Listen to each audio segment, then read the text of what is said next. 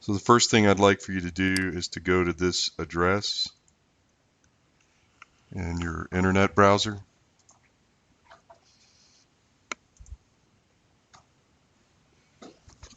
Okay,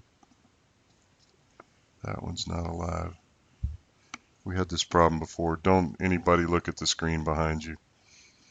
Don't look. All right. Okay, so this is P613. It is natural gas engineering, and you poor brave souls are the ones who decided to take it. There's probably a little bit of misperception about how I teach and what I want to do with a class like this. In this particular case, it's a rebuilding year. How many of you guys like football, right? Rebuilding year. What does that mean? We lost, so we're going to start over. And it's usually what Texas A&M says, right? It's a rebuilding year. So there's a little bit of history. The last time I taught this course was in 2010, and at that time it was taught more uh, as a sort of just a general, this is what I'm interested in kind of course. Uh, Prior to that, it was 2004 where I had a nice full set of notes. And Alex has already heard this story. Alex is sitting in the back corner. I was teaching a short course in Peru, and somebody stole my computer. And you know how you always say, gee, I ought to make a backup, ought to make a backup, ought to make a backup. Yep, I didn't make a backup. And we weren't synchronized back then. The files weren't saved anywhere. So I lost a couple of years of work, one of which was this. So I've been in rebuilding mode. Not that what I would have done then is the same as what I'll do now, but just it's all gone. So this will be a rebuilding year. The text that we're going to use is the Lee and Wattenbarger text from 1996. It is apparently out of date because that's 20 years ago, but it's not, for the purposes of this course, it's not out of date. I'm also probably going to add some other text materials, including there's a public domain version of the Dake Reservoir Engineering text. I think I'll probably add that to this. I don't know that the second um, edition of that Reservoir Engineering text is public domain or not, but I may add it if I can find it. The Katz et al. Book is apparently public domain now because I found it on a archival site. So there is an electronic copy of that book. There's definitely an electronic copy of the Rollins and Shellhart book because it's a United States document, public domain, so it'll be on my website, as is the Energy Resources and Conservation Board manual from 1975. I know you're looking at all these dates and you're saying one of these books is 80 years old, one of these books is 40 years old, one of these books is 56 years old, 57 years old. You know, surely there's a lot of things that have changed. There have been a lot of things that have changed, but there's also a lot of fundamentals, and they haven't changed. In particular, most of the material balance methodologies that are being used for gas material balance haven't changed at all in that time. Again, I'll probably dip down and try to grab the public domain version of Dake's book or cite somewhere where it can be downloaded. Shell Oil bought the rights, or Shell, sorry, International bought the rights to that book and had a public domain version of it made.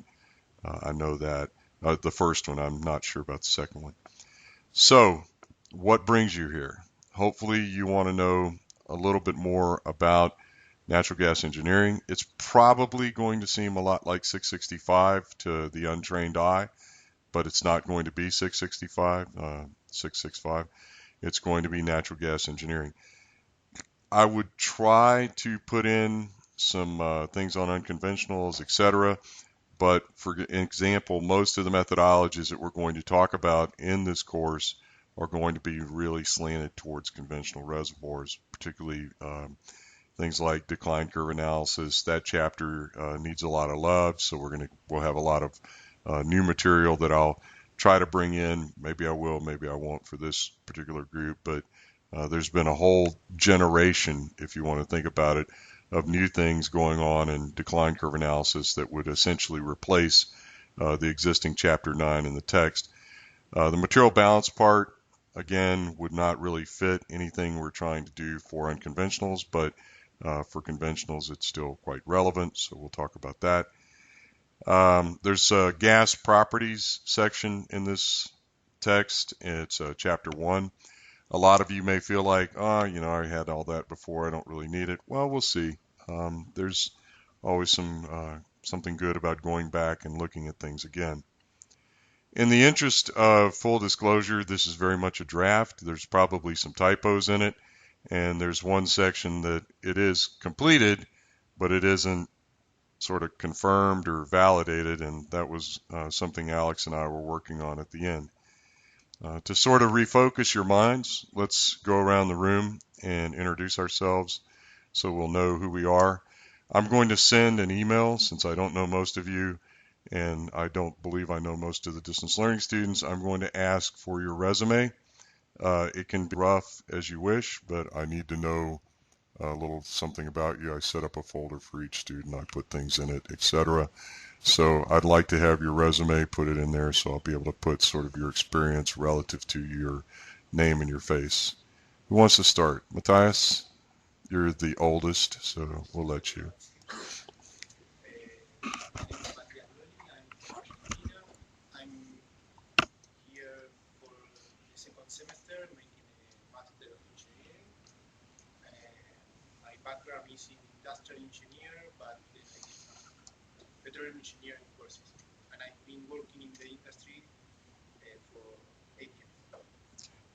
And you may want to mention that you have a unique situation where you're taking 4 classes per term and you have to finish by August 31st at midnight.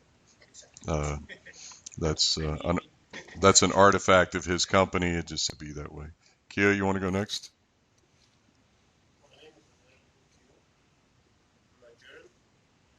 You're Nigerian. I didn't know.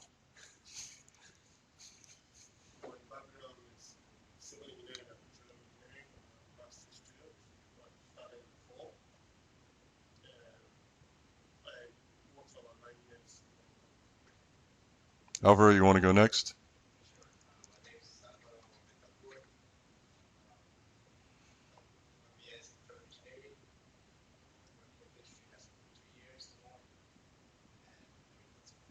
Okay, Nadapan?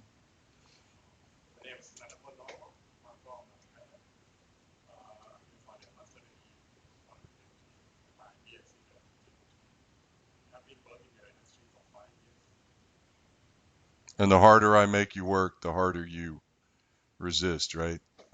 Because you're chemical engineering. Who wants to go next? Okay.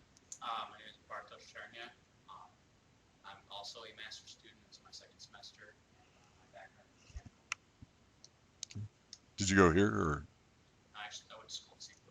Okay. My name is Diego Blasco. I'm from Mexico. I'm also a mechanical engineer. And I don't have any background in control. What school did you go to? So school in DC. Okay. The Catholic University. Oh, okay.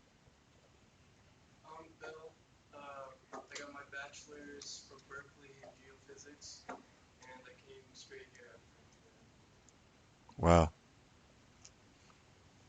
You went left. Next. My name is Mohammed. I am from Kuwait. I got my bachelor from Kuwait University, my master from here. This is my second year PhD. Hopefully, after I complete the PhD, I will go back to Kuwait University and teach. The new campus. Okay. Alex, you want to introduce yourself?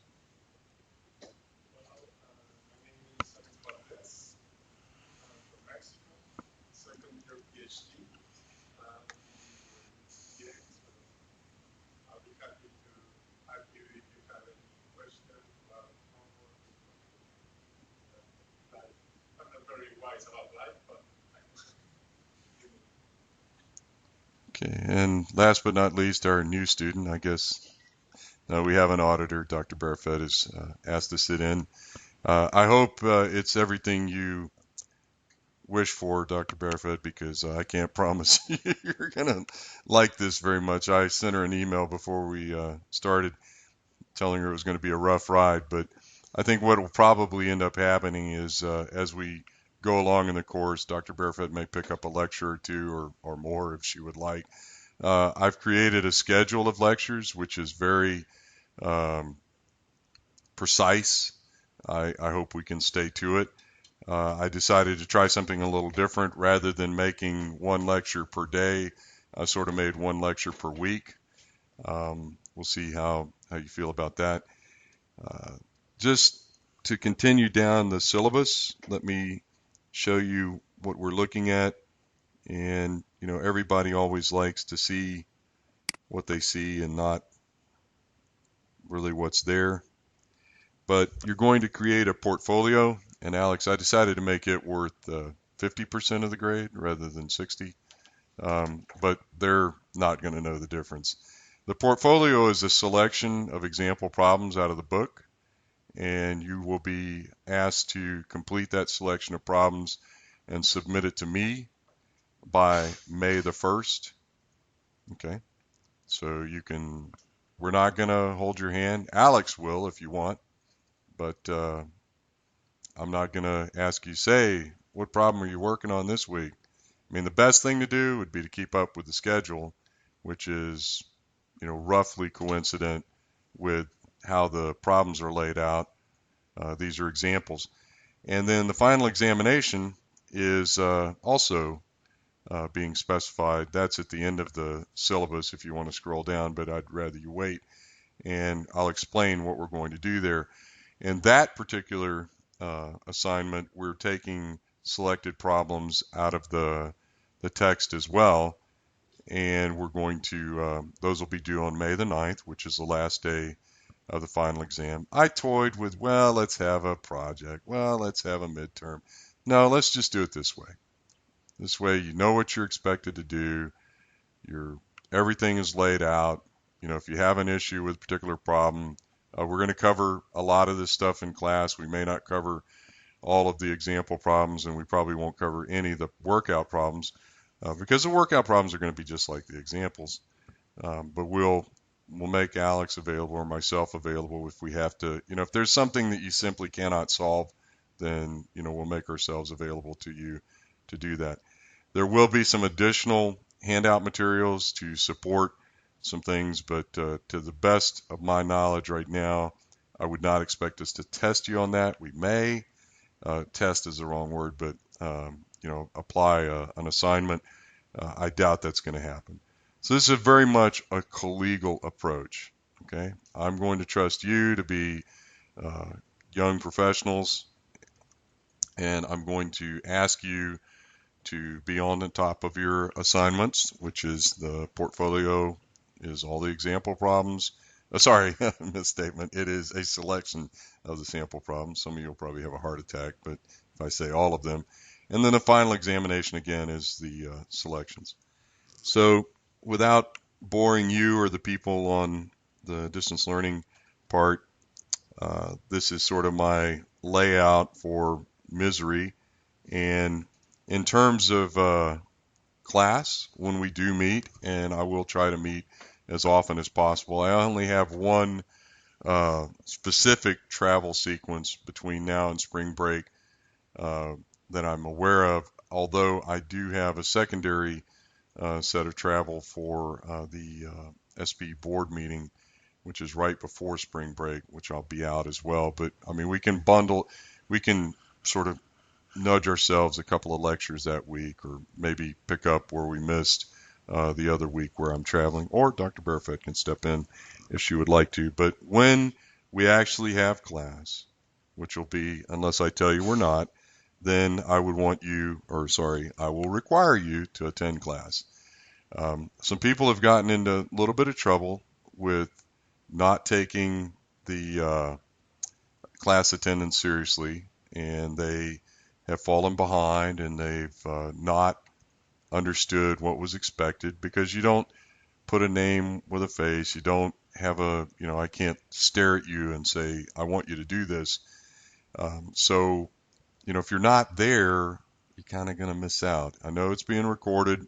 I know the distance learning people, that's all they have, but the distance learning people are really good about email and that sort of thing. And I'm also going to tell you that I will email the class only, only using eCampus. So if you're not forwarding your email from eCampus to your preferred account,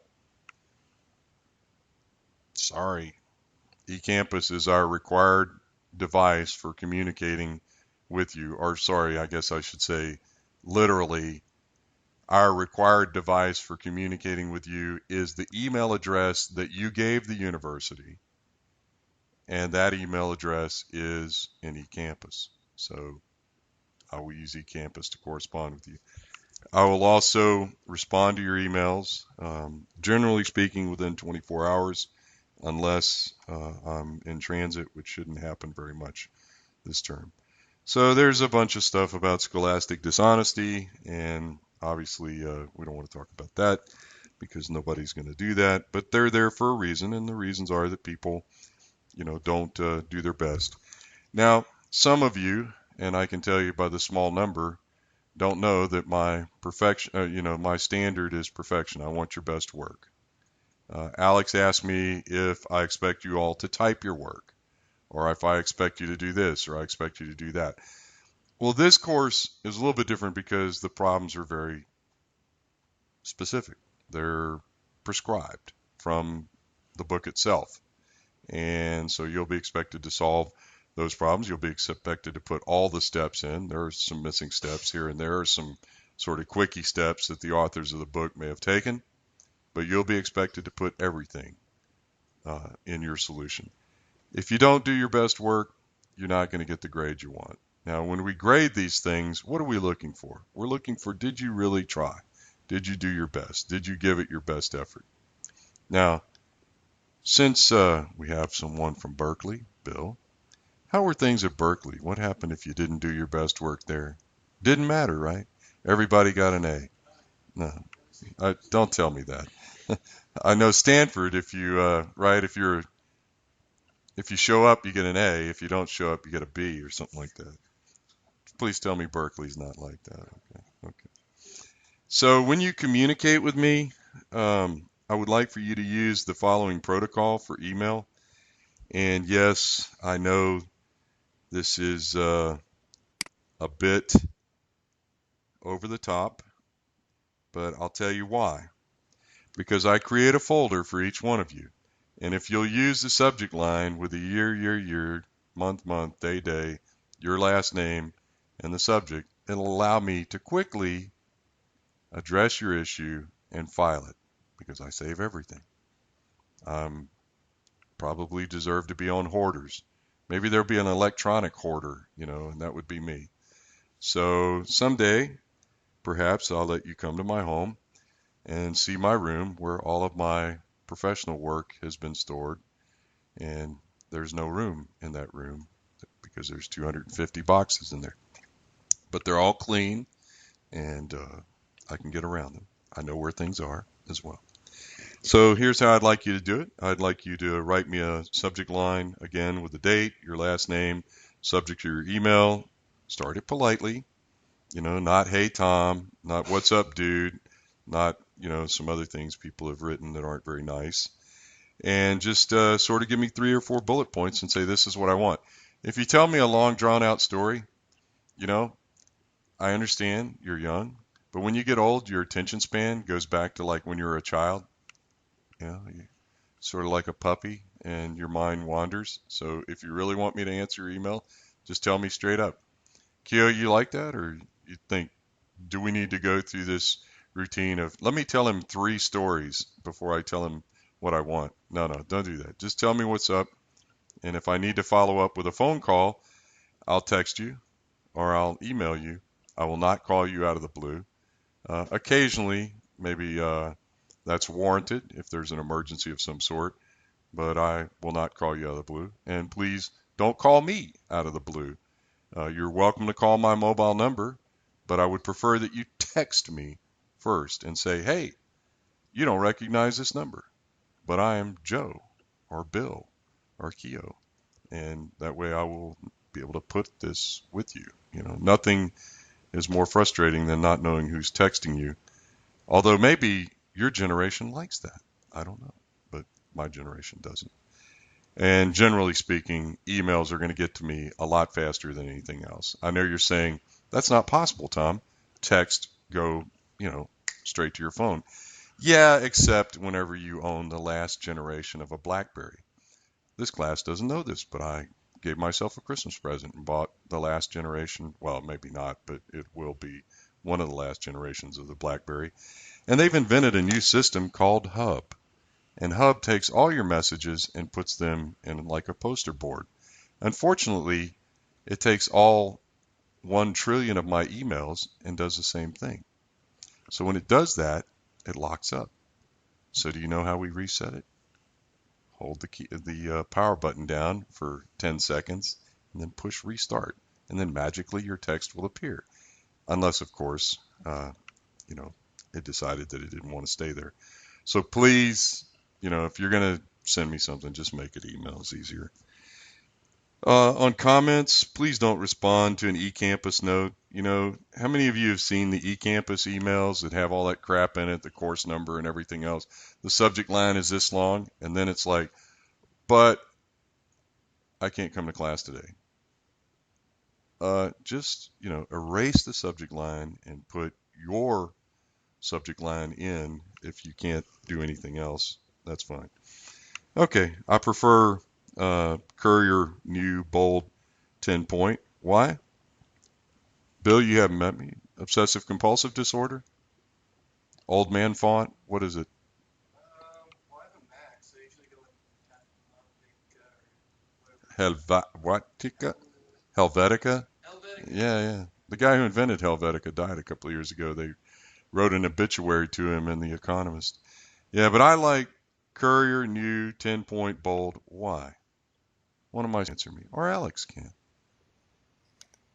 Because it is a non-proportionally spaced text font. No matter where you are in the world, looks the same, should be the same. No weird characters, nothing like that. Message received. Okay.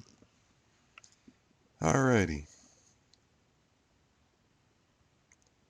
Here's our schedule. Most important thing, 14th through the 18th of March, I don't want to see you. Or more specifically, I won't see you. Yesterday was Martin Luther King Day. It was a university holiday. Today we're going over the review of the syllabus. On Thursday, we'll talk about some things that are in sort of historical perspectives and that sort of thing. Next week, we'll start on fluid properties. And as you can see, I finally got smart in my old age and I just blocked out the week. Next week, I actually have a meeting on Thursday, but I get back here for class that night, which is why I did that. We have the UR Tech program committee meeting next week. And then gas flow measurement, gas flow in well bores, which is well bore behavior, then IPR, then some equations for gas rate and time, and then fundamentals of fluid flow in porous media. And no, Alvaro, that is not 620 condensed into 2 lectures. Thank you. Although it could be if we wanted it that way. Then we have pressure transient testing of gas wells, which is going to really just focus on what the text or the authors of the text were focusing on at their time.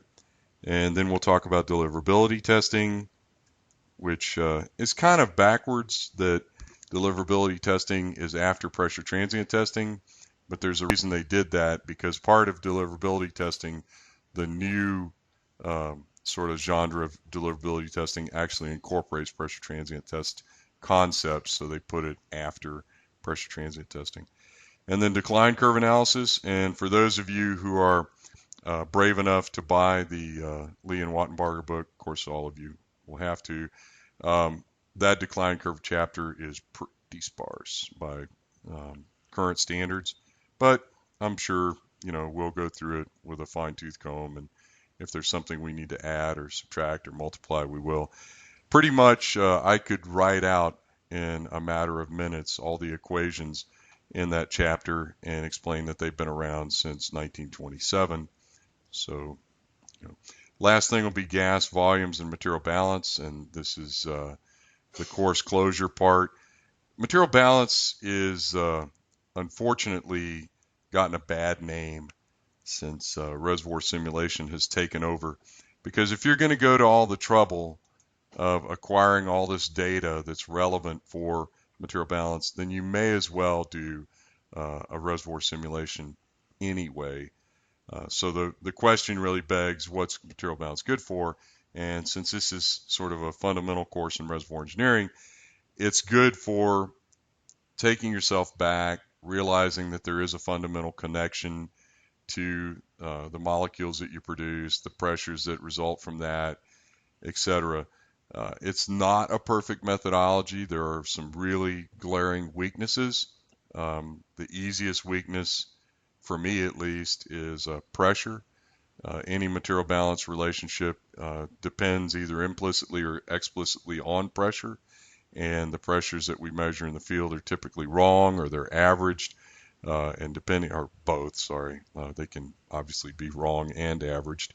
And then when we put them into an equation that we try to calculate something with, you can imagine what happens. But material balance was also historically the first reservoir engineering approach. Analytically, it's absolutely correct. People test their simulators all the time with material balance relationships because it is exact. So we'll cover that as well. Okay, so on May the 1st, your portfolio is due, and then on May the 9th, your final exam is due. So you may want to tattoo those numbers on the bottom of your foot or something like that. So when you're biting your toenails, you can read it. You know, that's a joke. Okay. Only little kids can do stuff like that. My son used to sit in the corner and chew his toenails. To see him now, that would be unimaginable, but he probably would do it if he could. So put these dates somewhere in your thinking cap and keep them there. Maybe put a post-it note on your computer screen or something like that. I'm not concerned about your grades. We don't have a lot of people in here. I think, first impressions, you wouldn't be here unless you wanted to learn. I think most of you probably, want to excel and to take this class for some foundational reasoning, and I'm not worried about the grades. But that carefree feeling will go away if you don't do what you're supposed to do. So you guys need to, I don't know how you work. Some of you that I know have really good work schedules. Me, I would wait until the last minute. Bad idea. You'll know why in a minute whenever I show you them. But, if you're working on them consistently, and hey, it's a great way to review the material, right? Just work the examples, read everything around it. It's going to work. So now we come to the description of the course, which is out of the catalog, and then the translation, and there's a bunch of other things. This is kind of like the small print on some contract, like your cell phone contract. It doesn't tell you that if you just happen to step outside the boundaries of their cellular network, you get charged $1 a meg or something like that. But this is to protect you and me. This is what I'm expecting. And then next is all of the course objectives for the material we're going to cover. And I'm not going to insult you by reading each one of these, but I am going to go over the big sort of headers on this. So for each case, what I've done is I've gone into the text material.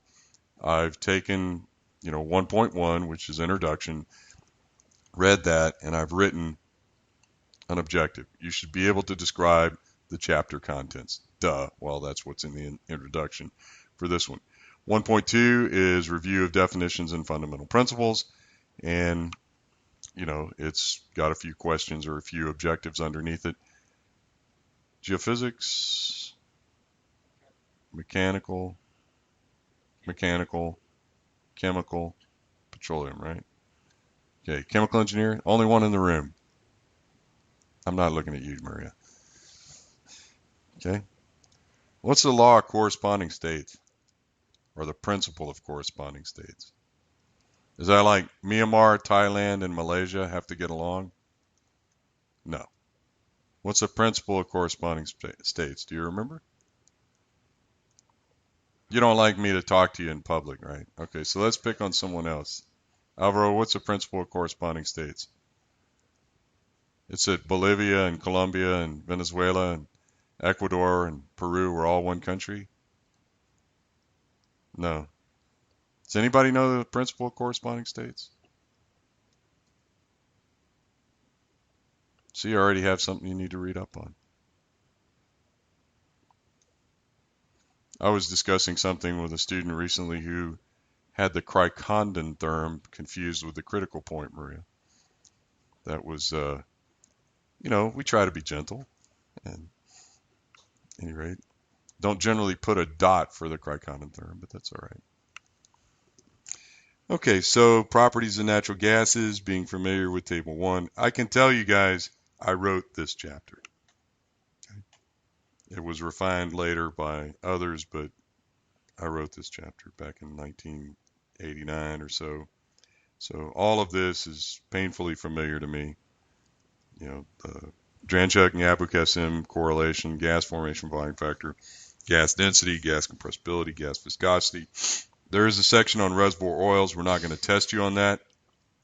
There's a section on reservoir water, but the reason that we're talking about reservoir water is so that you'll be familiar with the properties of reservoir water as they affect natural gas engineering. Water vapor content of natural gas, gas hydrates, pore volume compressibility, turbulence factor, and then the summary is for you to be able to summarize everything you learned. This is an easy one. We'll go over this one next week. I'm pretty sure you're going to like it. What's changed since 25 years ago? Dr. Barefoot, anything jumps out at you? Do we have a better equation of state?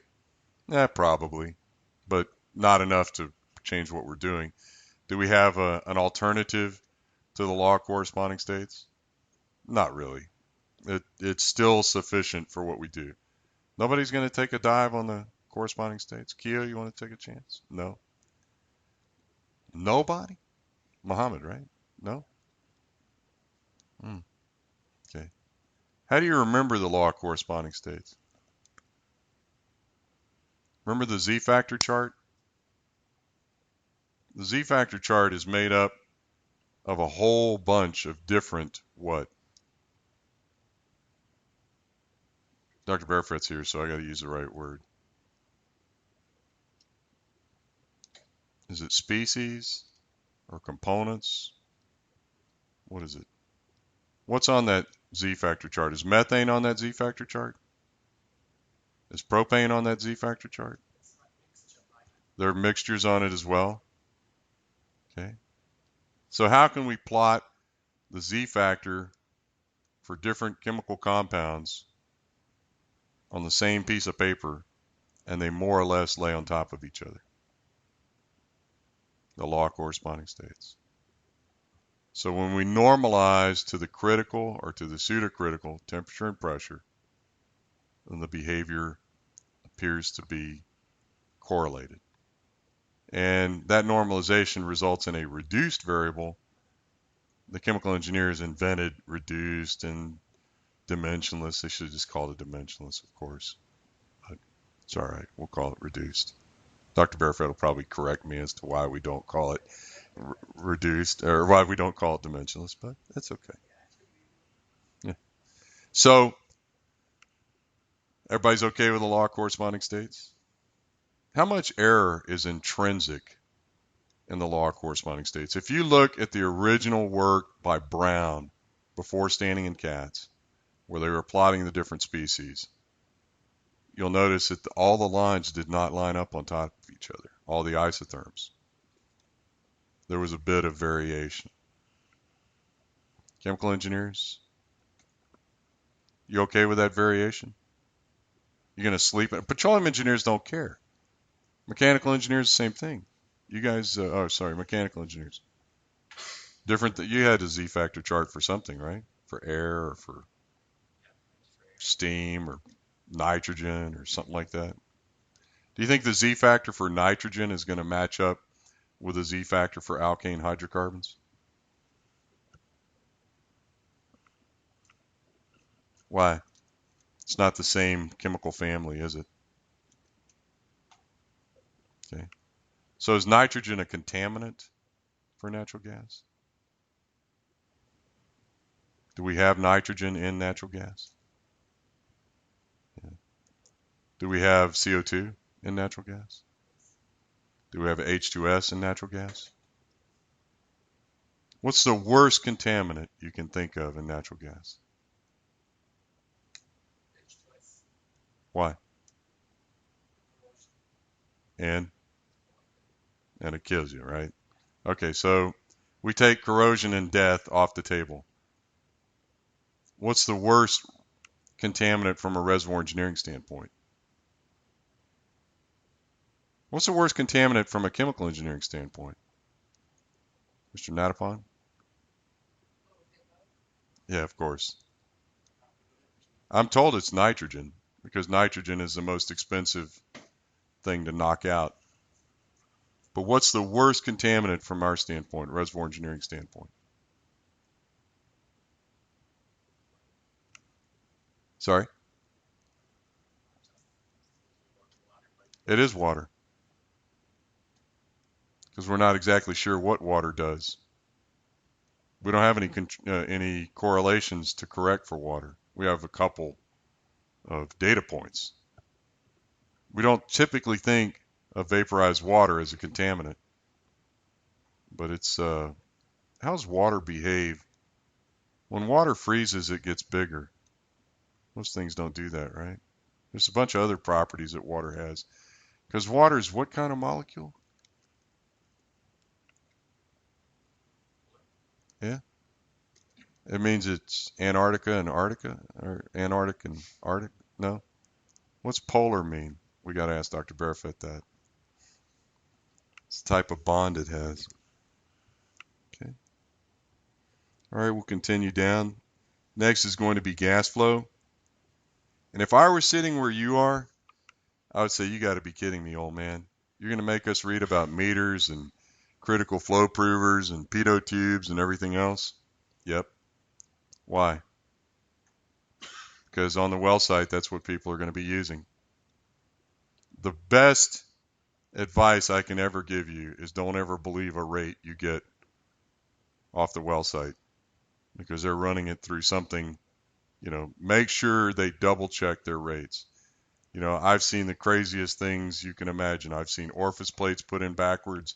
I've seen, flow factors that were derived for the pitot tube being used, flow prover or whatever. People just make things up as they're going along. Do they correct these later on? What do field people get paid for? Keo, you were in the field. What do you get paid for? What's your KPI? Make something happen, you know? And you have the ultimate erased memory.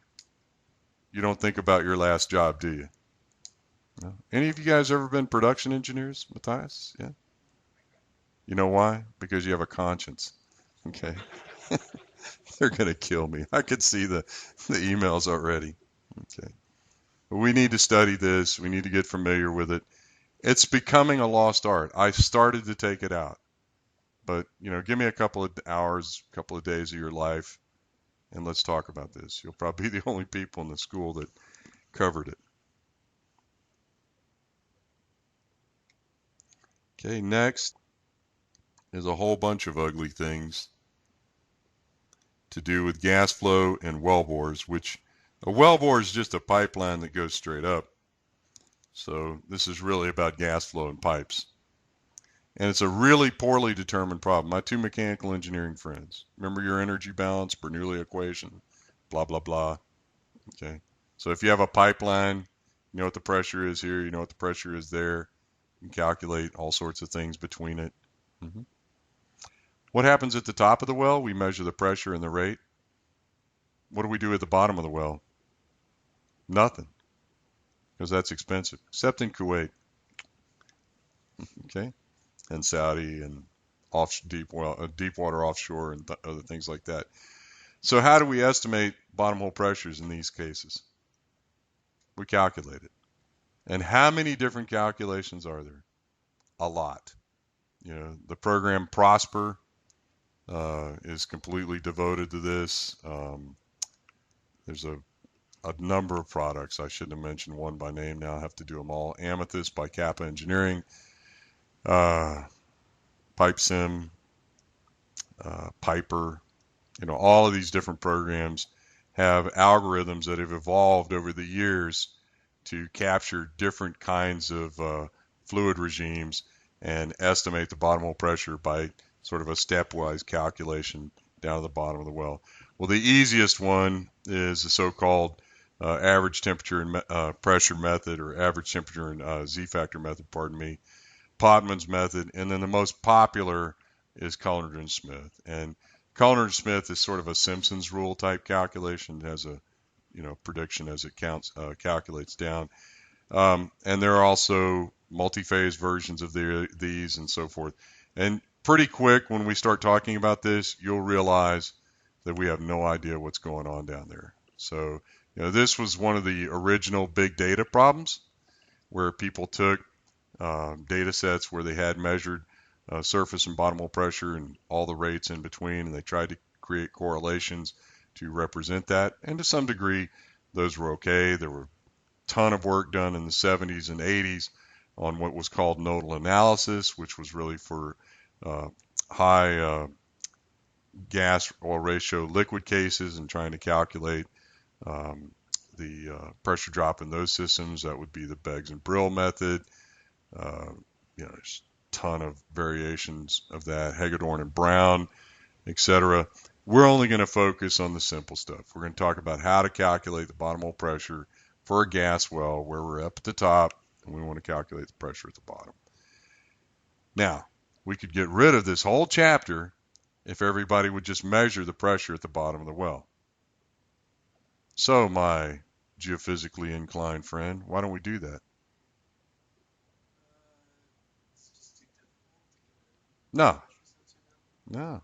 Keo, you'd sell them a pressure sensor to go down there, wouldn't you? Were you doing these kind of logs? Or sometimes, yeah. It helps to have somebody with a little practical experience in the class. How much does it cost for a gauge per day?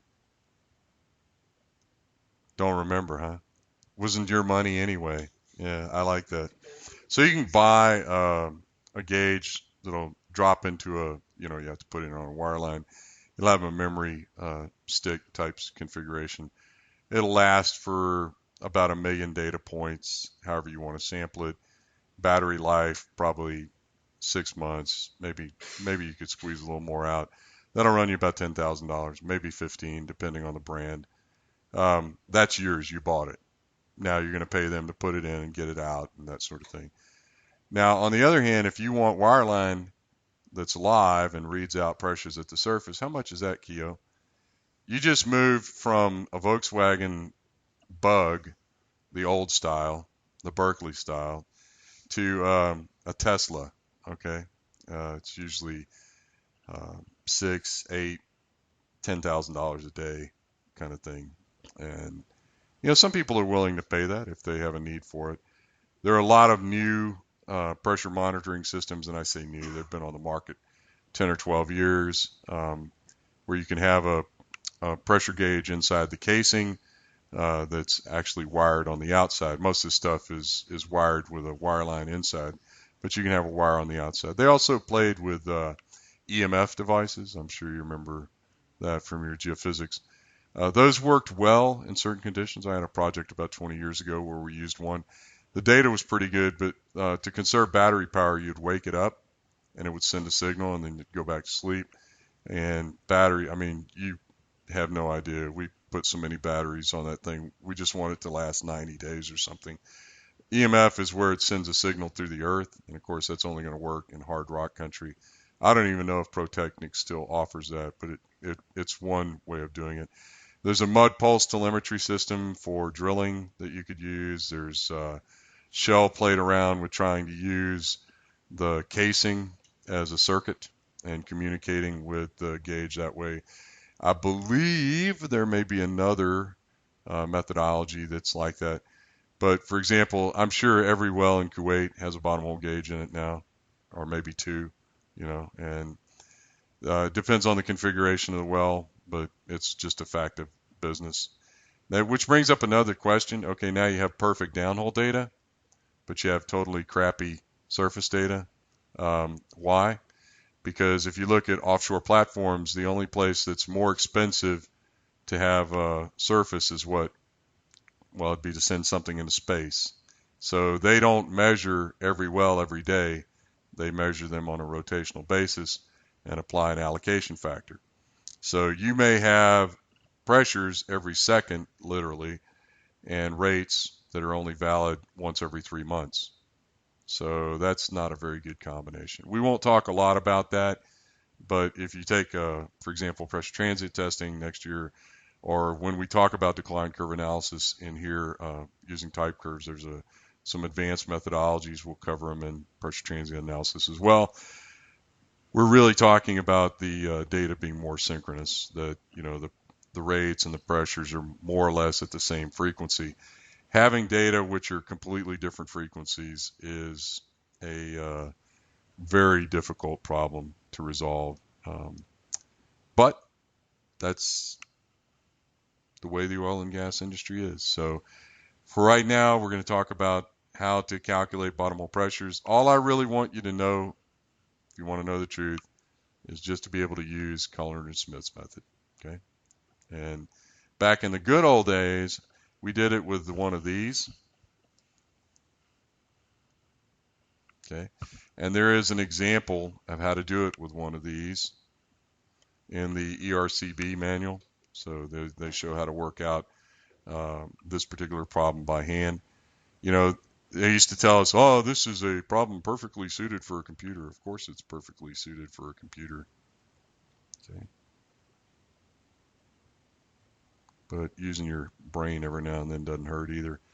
All right, so we talk a little bit about fluid flow and porous media, and the people who already had P 613, all they're seeing is diffusivity equations, solutions to diffusivity equations, etc. We'll make this as relatively painless as possible. The reason this chapter is here is because it's in every book.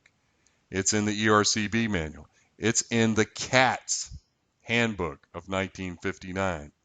It's in every reservoir engineering text you're ever going to see. Why? Because they want you to know the foundations. They want you to have an understanding that there's a governing differential equation. There are solutions which are used for that differential equation to analyze or diagnose data trends and so forth. So this is a prelude to pressure transient data analysis, and all of this is really about defining the tools that we'll use, the equations that we'll use for that analysis. And then next, as I mentioned, is pressure transient testing of gas wells. And we're going to follow the book. So it's going to be sort of a little bit between old school and new school. I think you'll enjoy it. I don't think it's going to be overly challenging. And again, everything that we're going to talk about in here is covered in the text. So really, this is a pressure transient course condensed into, a couple of weeks. Alex, remind me when we go over this again. I probably need to add a couple more days onto this. I may rob from one place and give to another, because I think this is probably going to be more work than we thought. We may chop out some material balance. And I also need to double check and see which problems we gave them for this as well. Okay, next is deliverability testing. And if you can do pressure transient analysis, then it's kind of like learning how to ride a unicycle and then learning how to ride a tricycle. Okay, the deliverability testing was the original reservoir engineering tool. It evolved in the late 1920s, early 1930s. It was really created as a mechanism to estimate an allocation factor, but it then became a technique for sort of diagnosing where you may have problems, skin, or even high velocity behavior and so forth. But deliverability testing of wells is used almost exclusively now on exploration wells. It's not going to be particularly valuable for unconventional reservoirs, but there's a friend of mine at another university who's really keen to show that you can use deliverability testing in unconventional wells. But the problem I've got with that is whenever you're trying to deliverability test shale wells, you're getting so much cleanup effect. You're not getting a reservoir signature. That cleanup effect can last weeks, even months. And, so then you're not really testing literally well, you're testing sort of the, multi-step cleanup. But needless to say, I think you'll like this chapter. There's a really easy methodology. Again, you could use a pencil or a pen. It's a pressure squared method. It's the Rollins and Shellhard method. And then there was a guy who came along and said, well, their equation's okay, but it really needs to be recast sort of as a steady state um, solution, as we've talked about those who've taken P613. And the name applied to that is the Huppert equation. So you'll see there's Rollins Shellhard analysis, there's Huppert analysis. It's all really straightforward. It can be done, again, with a pencil, maybe not, too much pleasure, but it can be done with a pencil. So we'll cover all of that. This looks like a lot, but it's really not. It's fundamentally what you're doing with a deliverability test is you're going to plot a function of rate against a function of pressure, or vice versa, whichever your preference may be, and you're going to try to determine the correlating function for that. All the other stuff you see in the middle here is just noise. I mean, yes, you have a 4-point test. Yes, you have a single-point test. Yes, you have an isochronal test. Yes, you have a modified isochronal test. But all of these are trying to clarify the data so that you're seeing the true reservoir deliverability, if you want to think about it that way. Each one of these tests came about for a practical reason. The 4-point test came out in the 20s. The single-point test came out because people didn't want to run a 4-point test. I always ask whenever we do deliverability testing, so I'm going to give you my punchline now. How many points does it take to make a straight line? 2. Except where? Except in Texas. Because you can do a single point test in Texas and then you can draw the slope. You have to impose the most conservative slope, but you can draw the slope onto the graph. See, otherwise you'd be taking 4 points or running a 4-test sequence, and in this case you're running a single point sequence and then applying a slope to it. In reality, probably doesn't really matter, but I just think it's interesting that in Texas 1 point makes a straight line. So next is decline curve analysis for gas wells, and this looks like a lot of information, but it boils down to 3 equations, and actually it boils down to 1 equation, the hyperbolic expression, which I can write from memory backwards with my, left foot. The hyperbolic equation is one that was derived in the late 1920s by Johnson and Bolin. Everyone refers to ARPS as the father of decline curve analysis. What ARPS actually did is he wrote a compilation paper on the methodologies that were available at the time, and so he sort of documented everything. He did a really nice job, but he really compiled the work of others rather than created his own. And I know he's not here. He probably kicked me in the head for saying that, but the reality is that, a lot of this work had been done earlier on. I want you to think about something very carefully. This is important. Imagine that it's 1940 and you've been given a hyperbolic equation and been told to fit it to data. How would you do it?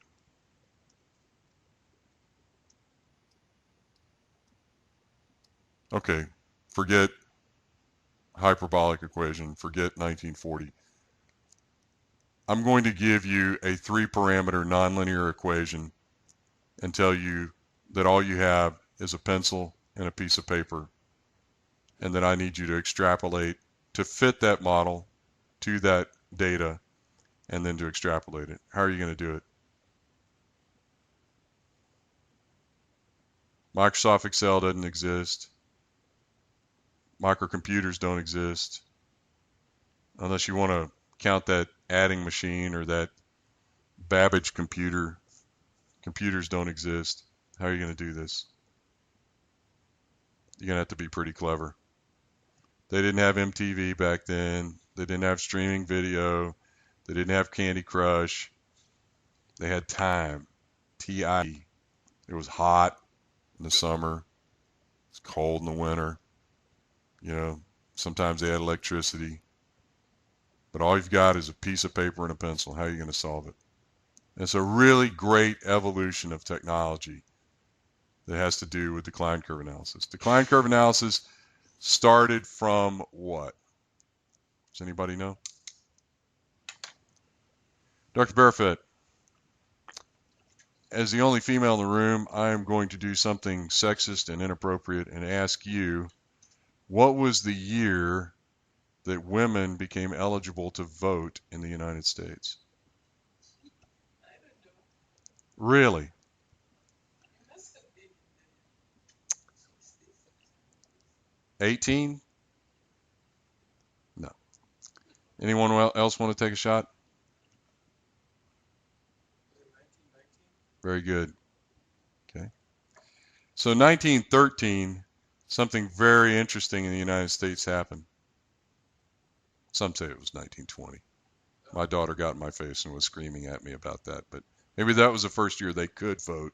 Maybe 1919 was the year that it was passed, the amendment was passed. I don't know. Something very important happened in 1913. What was it?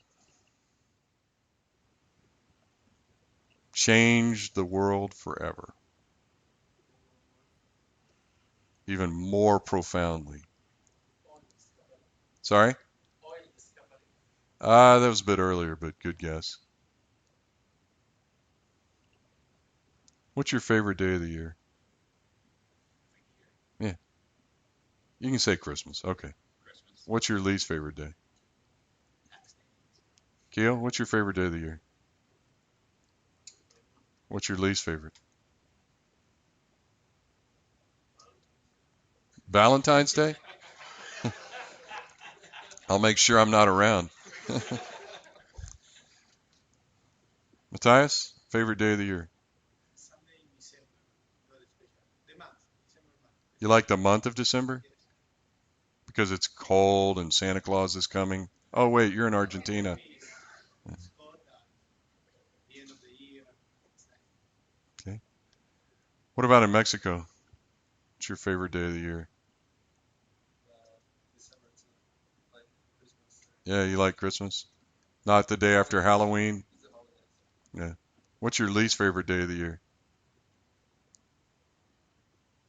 Next. Don't have favorites? Anybody else?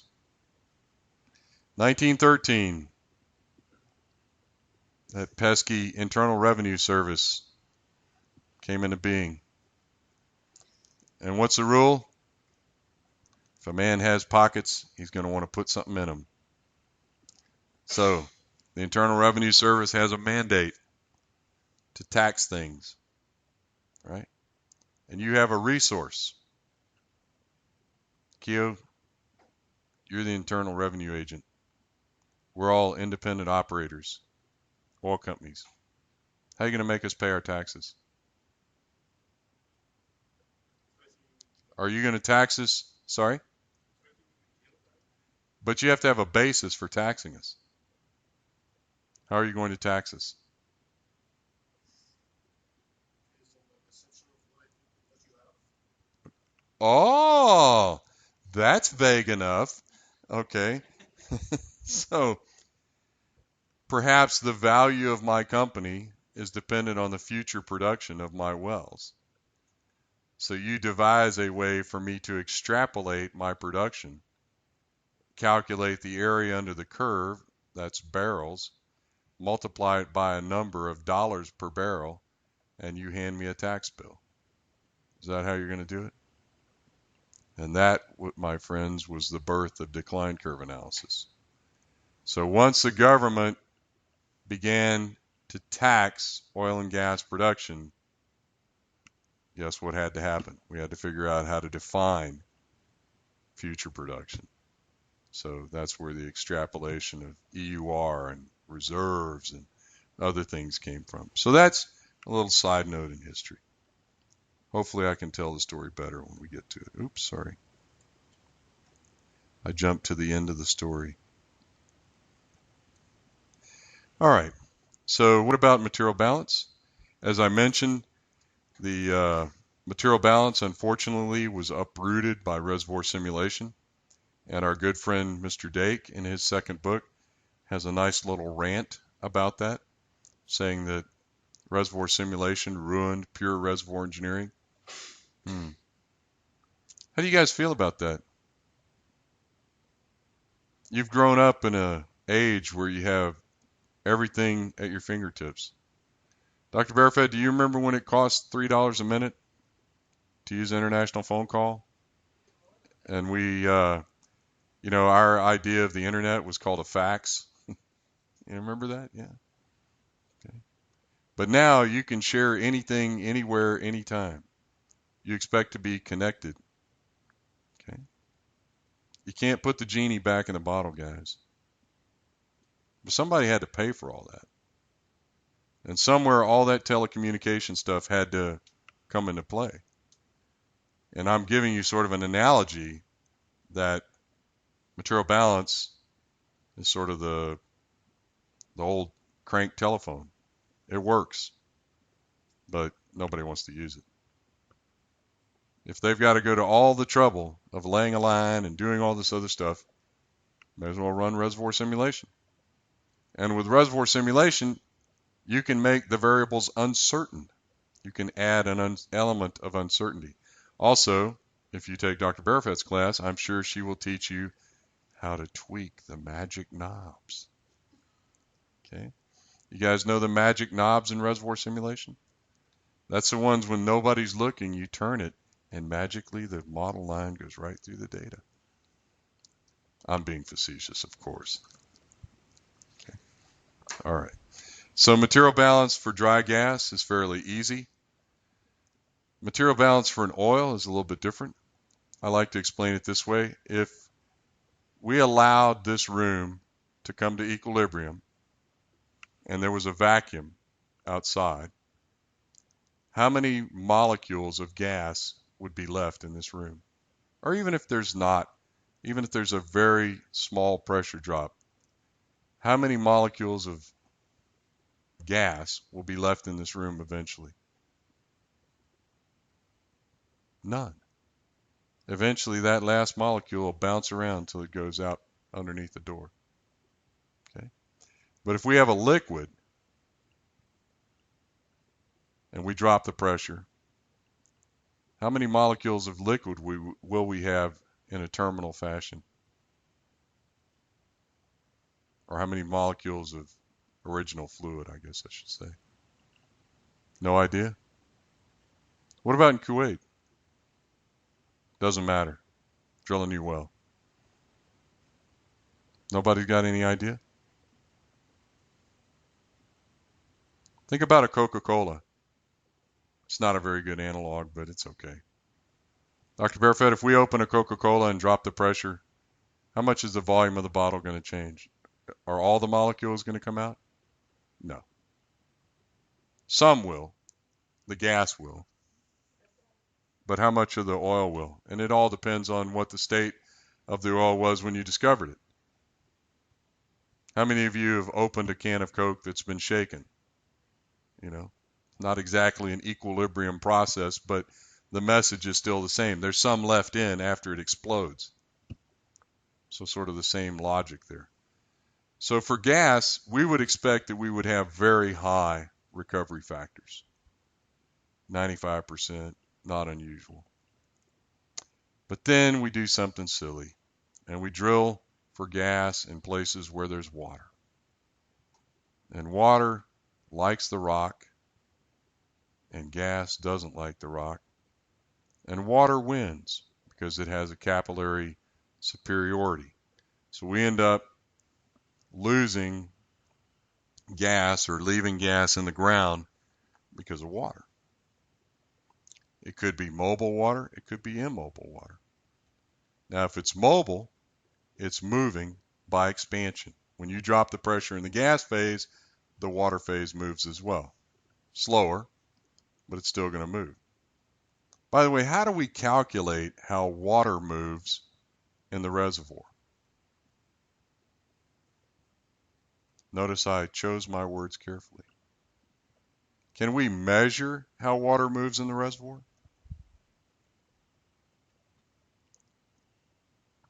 What about in Mexico? You have a water drive oil reservoir and the water just keeps knocking as it goes up the structure, it just knocks the wells off production. They produce all water. Okay. Can you calculate the encroachment rate of that water? You could try. You could estimate how quickly it's moving, so forth. But without some evidence that you're producing, that water is moving in the reservoir, and a pretty good piece of evidence would be that this well used to produce 100% oil, now it produces 100% water, and it's moving up structure. I had a problem like that one time. But other than that, how do you measure water influx? How do you measure water movement in the reservoir? Don't we use material balance equation from production? But there's a material balance, there's a water influx term. Yeah. Okay, WE. Yes. Okay, where does that come from? That's what I'm asking. Where do those numbers come from? Any ideas? We have to calculate them. You know, in the old days, we would say back calculate, but then people like Dr. Lee hit us in the head with sticks because they hated back calculate. You'll even see some old papers where people say back calculate. What they really mean is reverse calculate. When you think you know the answer of one piece of the problem, then you reverse calculate the other. That's one way we could use to calculate water influx. But what's happened and what's proposed in the text is you assume there's a reservoir model that represents the aquifer, and that aquifer solution calculates WE. There's the Van Everdingen and Hurst approach, there's the Carter-Tracy approach, there's the Fetkovich approach. Van Everdingen and Hurst is a rigorous superposition approach, Carter-Tracy is an approximate superposition approach, and Fetkovich is just a pseudo-steady state tank connected to the reservoir, the gas reservoir. There are probably another 20 models that I don't even have any clue. There's probably been 50 PhD dissertations written on this. At one point, water influx, water encroachment was the highest volume of papers. When you did a search in the SPE 1 Petro, it resulted in the highest number of hits percentage-wise. Okay, this is a very old problem which still cannot be solved. You know, we have a few holy grail problems left in petroleum engineering, and water influx is one of them. So what's Blasingame rule number 0? When all else fails, cheat. So the way we're going to cheat is we're going to calculate water influx by reverse, or by forecasting, if you want to think about it. After that, there's another kind of problem, which is a geopressured gas reservoir. Where did you grow up in Nigeria? On the coast? Or so you have a lot of rivers coming through there, and they deposit a lot of sediments quickly. Okay? And if those sediments do not have time to become in hydrodynamic equilibrium, what happens? Do you have overpressured offshore reservoirs in Nigeria? We definitely have overpressured reservoirs in the U.S. Gulf Coast. Because what happened was there was a shale that was deposited on top, and whether the system moved up or there was an expulsion mechanism, there's different thoughts about how that happens. The pressures may be much higher than they're supposed to be. Remember, the pressures are supposed to be hydrostatic. 0.433 psi per foot salt water 0.465 psi per foot, something like that. And then we start looking at gradients of 0.8, 0.75, 0.6, that sort of thing. So the pressure is much higher than it's supposed to be. That, my friends, is where a bell should go off in your head and you should say, this is overpressure. But what happened, people went into these reservoirs and they began producing them, and they went to the bank and they said, bank, I'm going to produce 300 billion cubic feet of gas out of this reservoir. And the bank said, good, here's your loan. Go make some money with it, pay me my money back. And then what happened was that reservoir was overpressured, so once it became hydrostatic pressure, the behavior changed dramatically. And instead of potentially producing 300 billion cubic feet, it produced 150 billion cubic feet. Now, I'm not implying any kind of negative stereotypes here, but what if you went to your neighborhood loan shark and borrowed $1 and then only paid him or her back 50 cents? What do you think would happen? Going to loan you money again? No. In fact, they're probably going to not encourage you to ever borrow again. And this happened, if you read the older literature, this happened quite a bit in the late 1960s. And they were actually really clever about how they figured out what was going on. But the very first thing you have to remember, and it was a really nice paper written by a guy named Raj Prasad, was to look at what the hydrostatic pressure should be. First, check that. And then if it's overpressured, we can work it out. Overpressured or geopressured gas reservoirs are, probably first order is dry gas. We like that. That's easy enough. Nth order, really complicated, impossible to resolve uniquely, water drive. Geopressured gas reservoirs are probably second order. They can be solved. Okay. So going on down to the assignments. This is the definition of the portfolio, and these are all the example problems that will be required of you for the portfolio.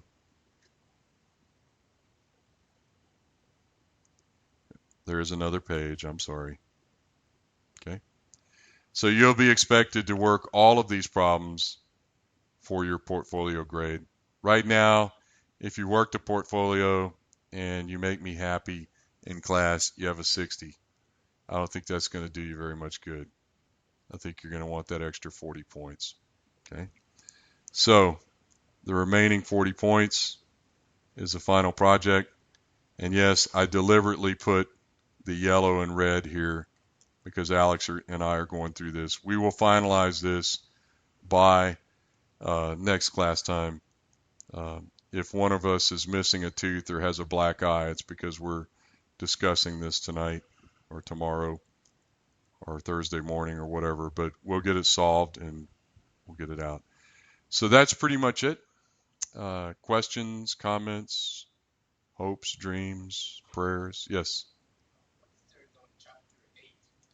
Chapter 8 is well test design, and I decided to skip that, and I'll tell you it was a selfish reason why, but back at this time, well test design would have been a really big thing, but now with modern software, you can pretty much put in the time it takes to talk about it, you could run 10 scenarios, and you would be able to design your well test using software in such a fashion where you could capture virtually any combination of variables.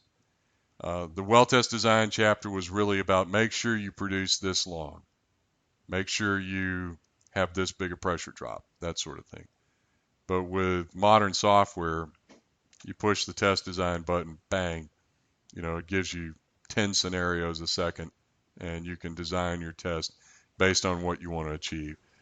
Where I'm going with that is the really big question for anybody is what? How long can I shut in this well? That determines everything for me. And if someone says, okay, I want you to design a well test that lasts 24 hours, that gives me this, this, and this, go to the test design, generate it, and see if there's any hope of getting those kinds of answers. Now, granted, those of you who've had a pressure transient testing course before, you know that the critical variable is permeability, but you'll have some order of magnitude idea about the permeability you're in when you start making these test designs. So you'll be okay. But that's why Chapter 8's not included. I mean, we could do it. If you read it and you say, I want a lecture on this, we can have one. But honestly, uh, I don't want to sound like I gave up, but that the computer can have that one, you know. Okay, any other questions, comments? I think you're going to enjoy this. It might be a little bit rough at times because I'm rebuilding all this, but I think you're going to enjoy it. There is another reservoir engineering text that came out in 2006, about 10 years after this one, but it's for all kinds of different reservoirs. It's by Toller, Towler. It's not a bad book. I've used it for some other things, but I think this book is much more focused on natural gas engineering, and probably we should stay with it. So just to say thanks, and I'll terminate my video. I will mount this video when I get back to my office.